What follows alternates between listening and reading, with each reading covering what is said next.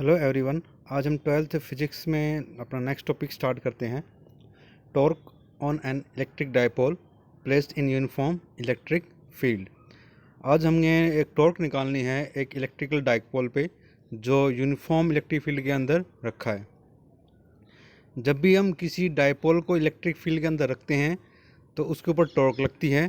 तो वही टॉर्क आज हमको कैलकुलेट करनी है। हमको ये देखना वो टॉर्क कैसे लगती है, क्यों लगती है और उसकी कितनी वैल्यू होती है, उसका कितना मैग्नीट्यूड है और उसकी डायरेक्शन क्या है। ये सारी चीज़ें आज हमको इसमें कैलकुलेट करनी है, निकालनी है, देखनी है। तो स्टार्ट करते हैं। Consider N electric dipole consisting of charge negative charge Q and positive charge Q and length of 2a। हमने एक इलेक्ट्रिक डायपोल लिया है जिस पे चार्ज है नेगेटिव Q और पॉजिटिव चीज़ उस पर डायपोल के ऊपर चार्ज है। और हमको पता है कि वो डायपोल क्या होता है कि चार्ज आपस में क्या होते हैं, किसी डिस्टेंस के ऊपर सेपरेट होते हैं।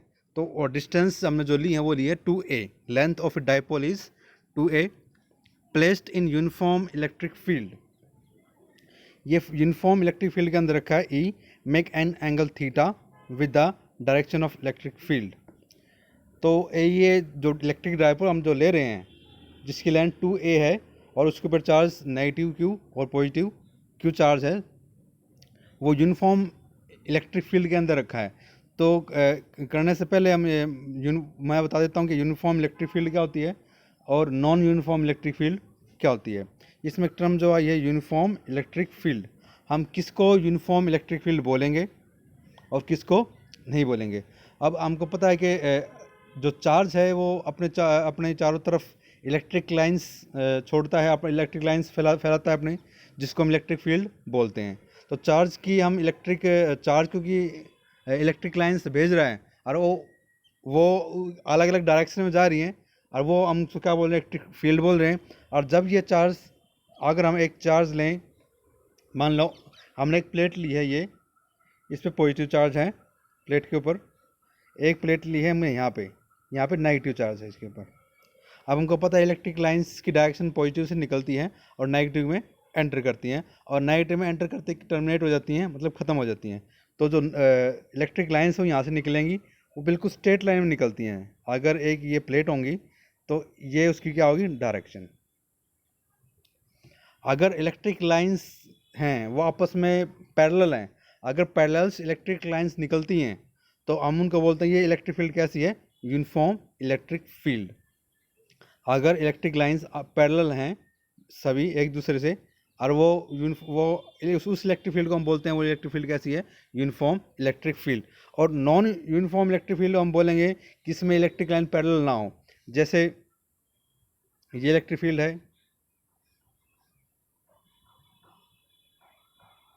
ये इस टाइप की जो इलेक्ट्रिक फील्ड है, यहाँ हम देख रहे हैं यहाँ पे जो इलेक्ट्रिक फील्ड की जो डेंसिटी कम है और यहाँ पे इलेक्ट्रिक फील्ड की डेंसिटी क्या हो जाएगी, ज़्यादा है। तो कि अब यहाँ पे अलग अलग लाइंस हैं और ये अब एक दूसरे से पैरेलल नहीं है, तो इस टाइप की इलेक्ट्रिक फील्ड को हम बोलेंगे इलेक्ट्रिक फील्ड है नॉन यूनिफॉर्म इलेक्ट्रिक फील्ड।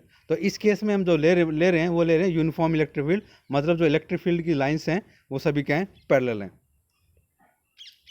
आगे करते हैं। इसमें वो इलेक्ट्रिक फील्ड्स की लाइंस हैं और वो इलेक्ट्रिक फोल्ड के साथ इलेक्ट्रिक डायपोल के साथ जो एंगल बना रही हैं उस एंगल को हमने नाम दिया है थीटा। तो थीटा जो एंगल है इलेक्ट्रिक फील्ड और इलेक्ट्रिक डायपोल के बीच में एंगल, जैसा कि डायग्राम में दिखा रखा है, ये एक इलेक्ट्रिक लाइंस हैं जो यूनिफॉर्म इलेक्ट्रिक लाइंस हैं, एक दूसरे से आपस में क्या है, पैरेलल है। और ये हमने इसके अंदर एक इलेक्ट्रिक डायपोल रखा है। डायपोल पे बी पॉइंट के ऊपर नेगेटिव चार्ज है और ए पॉइंट के ऊपर पॉजिटिव चार्ज है। और डायपोल की जो लेंथ हम ले रहे हैं यहाँ पे 2a is a length of electrical dipole. और इलेक्ट्रिक डायपोल और इलेक्ट्रिक फील्ड इंटेंसिटी के बीच में, इलेक्ट्रिक फील्ड की लाइंस के बीच में जो एंगल बन रहा है वो एंगल है क्या है, थीटा। ये जो एंगल दिखा रखा है यहाँ, ये एंगल, ये लाइंस की डायरेक्शन होगी, ये डायरेक्शन ऑफ इलेक्ट्रिक डायपोल। तो ये नेगेटिव से लेकर पॉजिटिव तक उसकी डायरेक्शन होती है, तो ये एंगल क्या बनता है, थीटा। इसको हम बोल रहे हैं एंगल थीटा। तो ये इलेक्ट्रिक डायपोल थीटा के एंगल के ऊपर यूनिफॉर्म इलेक्ट्रिक फील्ड के अंदर रखा है। तो ये हमारे पास इसमें गिवन क्वांटिटीज़ हैं। इसको देखें कैसे कैलकुलेट करना है। तो हम one by one due to electric field, जैसे ही हम according to definition of electric field intensity, कि इलेक्ट्रिक फील्ड इंटेंसिटी क्या होती है, फोर्स पर यूनिट चार्ज। हमको पता है कि इलेक्ट्रिक फील्ड क्या होती है कि किसी यूनिट चार्ज के ऊपर जितना फोर्स लगता है उसे को हम क्या कर बोलते हैं, इलेक्ट्रिक फील्ड बोलते हैं। या फिर ये कह सकते हैं, अगर हम किसी चार्ज को इलेक्ट्रिक फील्ड के अंदर रखेंगे तो उसके ऊपर फोर्स लगेगा। और उस फोर्स की वैल्यू क्या होगी, अगर हम यहाँ पे चार्ज ले रहे हैं, यहाँ पे चार्ज ले रहे हैं नेगेटिव क्यू, और यहाँ पे जो चार्ज है वो है प्लस क्यू, ये चार्ज है। तो अगर प्लस क्यू के ऊपर जो फोर्स लगेगा उसकी जो वैल्यू हो जाएगी, क्योंकि इलेक्ट्रिक फील्ड की वैल्यू कहते हैं फोर्स पर यूनिट चार्ज, तो फोर्स को इलेक्ट्रिक फील्ड होती है, लिख देता हूँ, electric field equal to force divide by charge. और यहाँ से हम फोर्स की वैल्यू कैलकुलेट करें, फोर्स की वैल्यू क्या आएगी, फोर्स आता है ई इंटू क्यू। या इलेक्ट्रिक फील्ड इंटेंसिटी को अगर चार्ज से मल्टीप्लाई कर देंगे तो हमारे पास फोर्स निकल आता है कि अगर इलेक्ट्रिक फील्ड के अंदर हम चार्ज रखेंगे तो फोर्स कितना लगेगा। तो सेम अगर यहाँ पे हम ये फोर्स निकालना है तो प्लस क्यू चार्ज के लिए, तो फोर्स की वैल्यू इस यहाँ पे हो जाएगी, इलेक्ट्रिक फील्ड इंटेंसिटी ले रहे हैं हम ई इंटू प्लस क्यू, और नीचे वाले नेगेटिव चार्ज के लिए हो जाएगी, फोर्स की जो वैल्यू हो जाएगी वो हो जाएगी ई माइनस क्यू आएगा तो माइनस बाहर ले लेंगे, माइनस क्यू। तो ये वैल्यू जो हो जाएगी, ये जो हो जाएगी फॉर नेगेटिव चार्ज के कारण। तो ये चीज़ हमको इसमें निकालनी है। तो इसमें देखते हैं कि for force on positive charge at A, ये मैंने बता दिया, फोर्स ऑन पॉजिटिव चार्ज पे क्या हो जाएगा, ये हो जाएगा force equal to Q E. और नेक्स्ट इसमें जो तो ये ऐसे हम फोर्स निकाल सकते हैं इसमें। सेम ऐसे ही हमें फॉर नेगेटिव चार्ज के लिए निकालना है। तो नेगेटिव चार्ज के लिए फोर्स की जो वैल्यू निकलेगी वो है ये, force equal to minus q into E. तो हम देख रहे हैं कि इस डायपोल के ऊपर नेगेटिव चार्ज के ऊपर पॉजिटिव चार्ज के ऊपर फोर्स लगेंगे, और दोनों ही फोर्स क्या है, आपस में मैग्नीट्यूड में इक्वल है मगर डायरेक्शन में अपोजिट हैं। तो जो पॉजिटिव चार्ज पे ऊपर फोर्स लगेगा वो लगता है अलोंग द ई, मतलब ये फोर्स लगेगा, इसकी फोर्स की डायरेक्शन क्या है, अलोंग द ई की डायरेक्शन में। और जो नेगेटिव चार्ज के ऊपर जो फोर्स लगेगा वो डायरेक्शन ये है, ये opposite to the E, electric field के अपोजिट डायरेक्शन में। अब हम देख रहे हैं कि दोनों ही फोर्स का मैग्नीट्यूड दोनों का सेम है मगर डायरेक्शन अलग अलग है। अब फोर्स में क्या होता है, जब सेम मैग्नीट्यूड का फोर्स लगे और अपोजिट डायरेक्शन फोर्स लगे तो नेट फोर्स जो हम निकालते हैं वो इक्वल टू जीरो हो जाता है। वो net force equal to zero उस टाइम होता है जब वो दोनों का एक्शन ऑफ पॉइंट या पॉइंट ऑफ एक्शन, यानी कि जहाँ पे जिस पॉइंट पे जो फोर्स लग रहे हैं अगर वो एक ही हो। अगर यहाँ हम देख रहे हैं कि जो पॉइंट ऑफ एक्शन है इसका तो ये है, और इस एक नेगेटिव के कारण फोर्स का पॉइंट ऑफ एक्शन ये है, तो इनके बीच में क्या है, डिस्टेंस है, दोनों फोर्स के बीच में क्या है, डिस्टेंस है, मतलब इसका लाइन ऑफ एक्शन जो है फोर्स वो अलग अलग है। तो अलग अलग लाइन ऑफ एक्शन होने के कारण जो फोर्स बनता है उसको हम बोलते हैं टॉर्क, वो बनती है, टॉर्क बनती है। तो ये डायपोल क्या करने लग जाएगा, इसके अंदर रोटेट करने लग जाता है। क्यों, क्योंकि इस पर लाइन फोर्स का जो लाइन ऑफ एक्शन है वो क्या है, अलग अलग है, अलग अलग पॉइंट पे लग रहा है फोर्स, और इक्वल फोर्स है। तो ये क्या करता है, डायपोल के इलेक्ट्रिक फील्ड के अंदर इसको रोटेट करने लग जाएगा, तो इससे ऐसे टॉर्क बनती है, उसको हम बोलते हैं torque. As two force are equal and opposite having different line of action, so due to this coupling of force torque will be experience by the dipole. अब ये हमेशा टॉर्क बनती है कपलिंग ऑफ फोर्स के कारण। अब मैंने explain कर दिया कपलिंग ऑफ फोर्स कैसे बना है। तो इस पर क्या लगती है, टॉर्क लगती है, which can be obtained as. और टॉर्क का हमने 11th में फार्मूला पढ़ रखा है। टॉर्क क्या होती है, torque equal to force into perpendicular distance. तो अब हमको यहाँ पे टॉर्क कैलकुलेट करनी है। हमको पता चल गया कि टॉर्क लगेगी और वो कितनी क्वांटिटी में लगेगी, उसका मैग्नीट्यूड क्या होगा, उसकी डायरेक्शन क्या होगी, अब हमको ये निकालनी है। तो टॉर्क का हमारे पास फार्मूला होता है, torque equal to force into perpendicular distance. Either side कोई फोर्स ले सकते हैं उनमें से, क्योंकि मैग्नीट्यूड क्या दोनों का इक्वल है, इंटू परपेंडिकुलर डिस्टेंस। और परपेंडिकुलर डिस्टेंस निकालने के लिए हम क्या करते हैं, दोनों ही फोर्स के बीच की परपेंडिकुलर डिस्टेंस निकालनी है। तो हमने एक यहाँ से एक ये इसकी परपेंडिकुलर डिस्टेंस ली है, ये, और इस पॉइंट से ये। तो ये हमारे पास पॉइंट है यहाँ पे ए, ये ए पॉइंट है, ए पॉइंट, और ये पॉइंट है सी। तो ए सी क्या है, इन दोनों फोर्स की परपेंडिकुलर डिस्टेंस, और हमको पता है ये एंगल कितना है हमारे पास, थीटा एंगल है। तो यहाँ पे हम पाइथागोरस थ्योरम लगा के ए सी की वैल्यू को कैलकुलेट कर सकते हैं, और हमको ये पता है ये वैल्यू कितनी है, 2a है। तो यहाँ से हम ए सी की वैल्यू को निकाल सकते हैं, मतलब परपेंडिकुलर डिस्टेंस को हम निकाल सकते हैं। तो वो निकालने के लिए हम क्या किया, हमने एक फोर्स लिया है, फोर्स के जगह फोर्स रख दिया हमने। फोर्स की वैल्यू क्या निकली हमारे पास, क्यू ई, और परपेंडिकुलर डिस्टेंस में बताया क्या है, ए सी। और ए सी को हम लगाएं पाइथागोरस थ्योरम से, तो ए सी को क्या हो जाएगी, ये हमारे पास है 2a, ये डिस्टेंस हमारे पास 2a है, ये एंगल थीटा है। तो ये एंगल कितना होगा, इसको हम साइन थीटा में कन्वर्ट कर सकते हैं। क्या साइन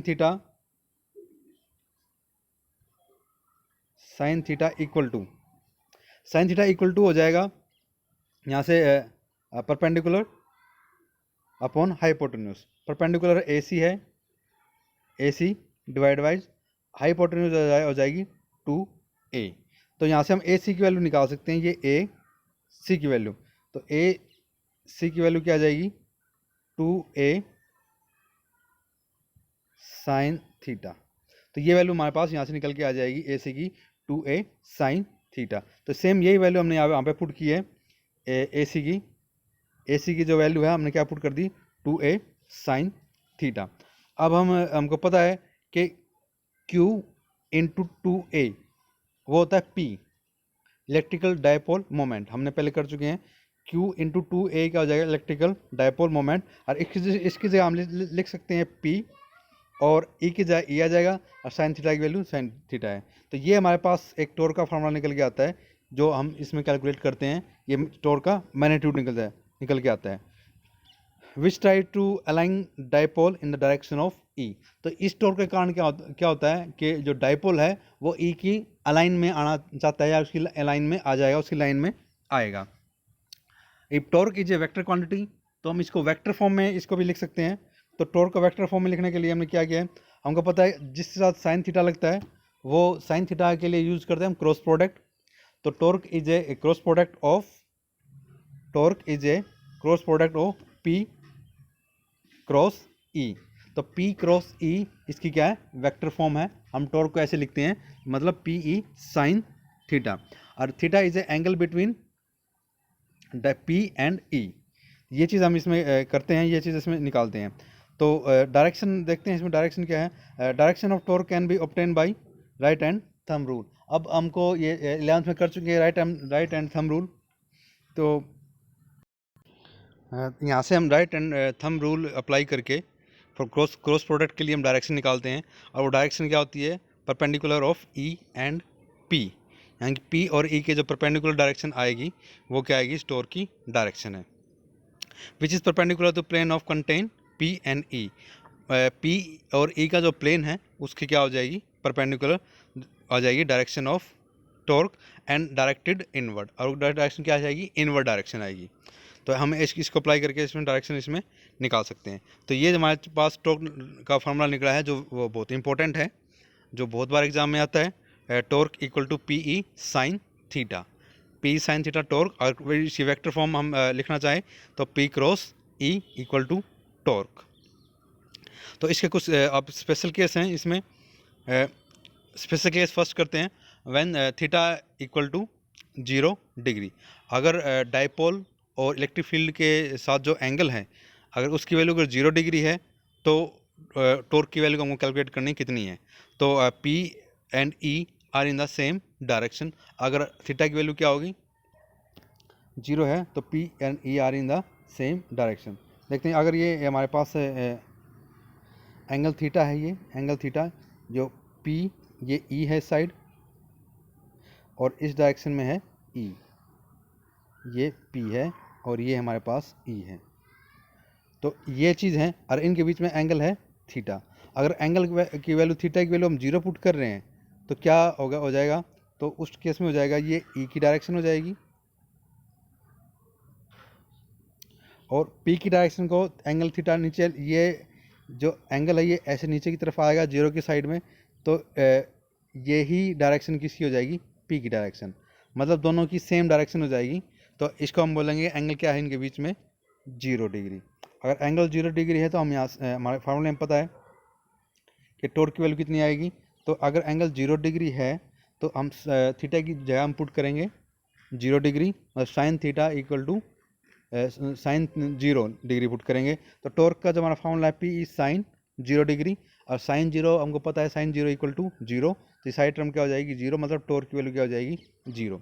अगर एंगल अगर हम 0 लेते हैं तो उस टाइम कोई भी टॉर्क डायपोल के ऊपर नहीं लगती है, तो no torque acting on the dipole because this time the line of action of force on the charge in the same and equal and opposite in magnitude। इस टाइम क्या होता है, जब फोर्स जो लगेगा दोनों चार्ज के ऊपर वो सेम लाइन पे लगता है और इक्वल एंड अपोजिट है, तो एक दूसरे क्या कर देते हैं, कैंसिल आउट कर देते हैं।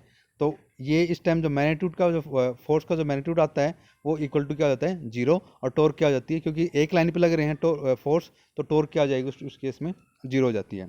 And the direction cancel out each other, so dipole is in stable equilibrium. तो यहाँ पे एक और टर्म आई है, इस केस को हम बोलते हैं जब एंगल 0 हो उसको बोलते हैं स्टेबल इक्विलिब्रियम। तो स्टेबल इक्विलिब्रियम बोलेंगे इस केस को। स्टेबल इक्विलिब्रियम का मतलब यही है, अगर हम किसी चीज़ कोई भी चीज़ है, कोई भी वस्तु है जो अपने जगह पे स्टेबल रखी हुई है बिना फोर्स लगाए, उसको नेट फोर्स की वैल्यू क्या है 0 है, वो ऐसे रखी है। अगर उसके ऊपर हम फोर्स लगाते हैं, जैसे हमने फोर्स लगाया वो अपनी जगह से क्या हो जाएगी चेंज हो जाएगी, और जैसी फोर्स वापस हटाते हैं, रिमूव करते हैं, तो वापस अपनी ओरिजिनल पोजीशन में आ जाती है।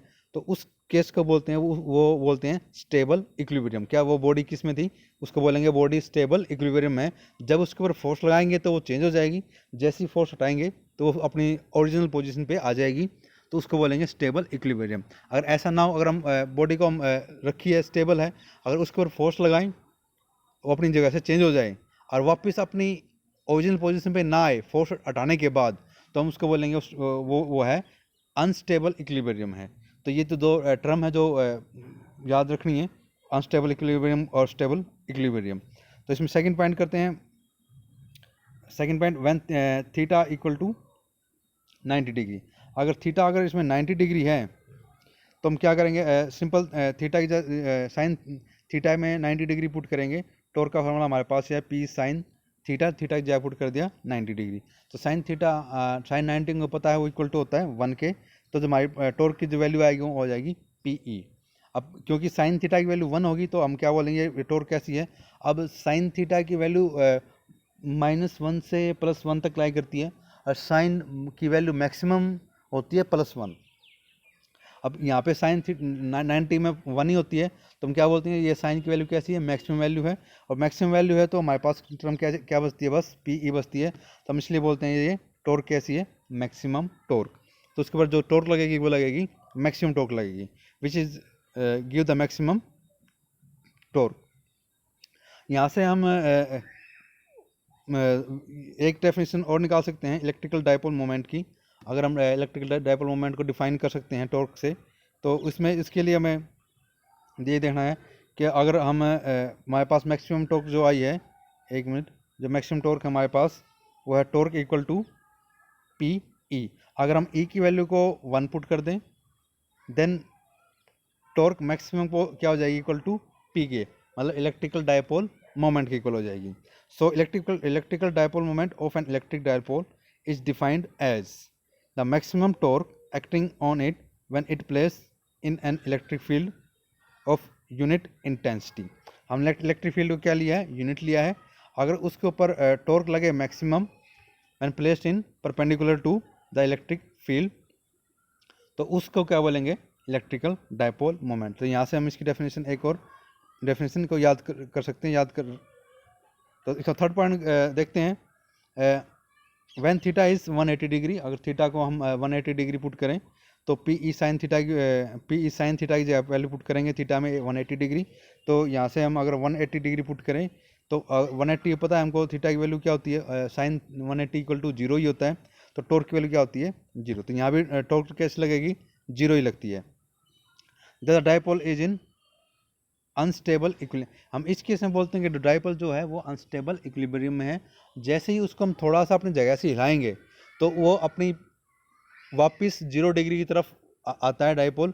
80 डिग्री पर टॉर्क की वैल्यू उसको होती है 0 होती है। जैसे ही हम उसको थोड़ा सा अपनी जगह से डिस्प्लेस करते हैं तो वो अपनी वैल्यू को चेंज करता है और उसके बाद टॉर्क लगती है, और टॉर्क लग के वापस 180 डिग्री पे नहीं आता, वो वापस 0 डिग्री की तरफ जाता है। तो इस कारण से इस इक्विलिब्रियम को क्या बोलते हैं? Unstable equilibrium. और ये पोजीशन बार बार उसकी आती नहीं है। तो इसमें एक नोट भी है नीचे, कुछ इंपॉर्टेंट पॉइंट है इसमें इलेक्ट्रिक डाइपोल में। First point, in uniform electric field only torque act on dipole, net force on the dipole is 0। अगर यूनिफॉर्म इलेक्ट्रिक फील्ड हम ले रहे हैं और उसमें उसके अंदर डाइपोल रखा है तो उसके ऊपर सिर्फ टॉर्क लगती है। और हम नेट फोर्स की बात करें कि नेट फोर्स कितना लगेगा उसके ऊपर, तो नेट फोर्स की वैल्यू इक्वल होती है 0, क्योंकि फोर्स का जो मैग्नीट्यूड है वो इक्वल है एंड अपोजिट है। तो नेट फोर्स हम हमेशा उसमें क्या होता है? 0 होता है, मगर उसके ऊपर टॉर्क होती है। Second point, in non uniform electric field some net force and torque act on the dipole. अगर इलेक्ट्रिक फील्ड हम नॉन यूनिफॉर्म लेंगे तो उस केस में उसके ऊपर फोर्स, नेट फोर्स भी होगा और नेट टॉर्क भी, दोनों चीज़ होती हैं। मगर यूनिफॉर्म इलेक्ट्रिक फील्ड में सिर्फ फोर्स होती है, नेट फोर्स की वैल्यू क्या होती है? 0 होती है। तो ये है इलेक्ट्रिक डायपोल के बारे में, जो उसको हम इलेक्ट्रिक फील्ड के अंदर रखते हैं। तो यहाँ से हमने सब कुछ निकाला है इसमें, टॉर्क क्यों लगती है, कैसे लगती है, वो किस कारण लगती है, और उसको फोर्स लगता है वो क्यों लगता है, यूनिफॉर्म इलेक्ट्रिक फील्ड क्या होती है, नॉन यूनिफॉर्म इलेक्ट्रिक फील्ड क्या होती है, स्टेबल इक्विलिब्रियम क्या है, नॉन स्टेबल इक्विलिब्रियम क्या है, टॉर्क का मैग्नीट्यूड कितना क्या है, उसकी डायरेक्शन क्या है। तो इसके कुछ न्यूमेरिकल भी आ सकते हैं इस फॉर्मूले बेस पे सिंपल, और ये चीज़ हमको इसमें याद करनी है, अच्छे से याद रखनी है। तो आज के लिए बस इतना ही है करने के लिए।